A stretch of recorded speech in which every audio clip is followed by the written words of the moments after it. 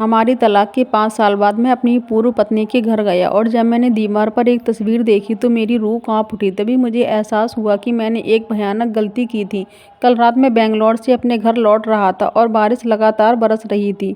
तभी मैंने उसे देखा। मेरी पूर्व पत्नी कविता बस स्टॉप पर अकेली खड़ी, छोटे से शेल्टर के नीचे कपकपाती हुई, अपने हैंडबैग को सीने से लगाकर। कुछ अंदर ही अंदर हिल गया उसका चेहरा। हालांकि समय के निशान लिए हुए था, फिर भी वही था जिसे मैं कभी सोते समय चूमता था। बिना सोचे मैंने कार किनारे खड़ी की, खिड़की नीचे की और पुकारा, कविता अंदर आओ, मैं तुम्हें घर छोड़ दूंगा। वह मुड़ी, थोड़ी हैरान, फिर हल्की मुस्कान के साथ कार में बैठ गई। हम एक दूसरे को लखनऊ के कॉलेज के दिनों से जानते थे। स्नातक के बाद मैं दिल्ली में इंजीनियर की पढ़ाई करने चला गया और वह जयपुर में शिक्षक प्रशिक्षण के लिए गई। दूरी ने हमें अलग कर दिया, लेकिन भाग्य ने हमें वर्षों बाद एक ही ऑफिस बिल्डिंग में काम करते हुए फिर मिलवा दिया। प्यार फिर से जगा। 2 साल में हम शादी कर बैठे। लोग अक्सर कहते थे, शांत इंजीनियर और कोमल शिक्षिका, एक परफेक्ट जोड़ी। शुरुआती कुछ साल खुशी के थे, लेकिन 3 साल बीत गए और फिर भी हमारे कोई बच्चे नहीं थे। जब डॉक्टरों ने बताया कि अनिका माँ नहीं बन सकती तो कुछ उसके भीतर टूट गया।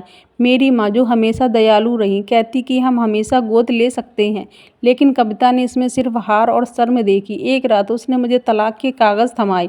उसका स्वैर काँप रहा था और उसने कहा, तुम एक पूरी फैमिली की हकदार हो, मैं वह नहीं दे सकती। मैंने उसे रोकने की कोशिश की, उसे रहने के लिए कहा, लेकिन वह अड़ंग थी और बस हम अलग हो गए, दोनों टूटे हुए दिलों के साथ। 5 साल बाद मुझे लगा कि मैंने आगे बढ़ लिया, स्थिर नौकरी, शांत अपार्टमेंट और एक पूर्वोन्नय जीवन। लेकिन जब मैंने उसे बारिश में देखा तो मेरी सारी दुनिया बिखर गई। जब हम उसके होम अपार्टमेंट व्हाइटफील्ड पहुंचे तो उसने धीरे से कहा, यह मेरा घर है। मैं उसके पीछे गया और जब मैंने दीवार की ओर देखा तो मैं जैसे पत्थर बन गया।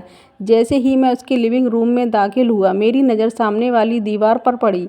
वहाँ एक बड़ी सी फ्रेम की हुई तस्वीर थी, एक हंसता खेलता 5 साल का बच्चा जिसकी आंखें बिल्कुल मेरी जैसी थीं और मुस्कान कविता जैसी। मेरी रूह कांप उठी, मेरे पैर जम गए और गले में जैसे कुछ फंस गया हो। मैंने लड़खड़ाती आवाज़ में पूछा, कविता यह कौन है?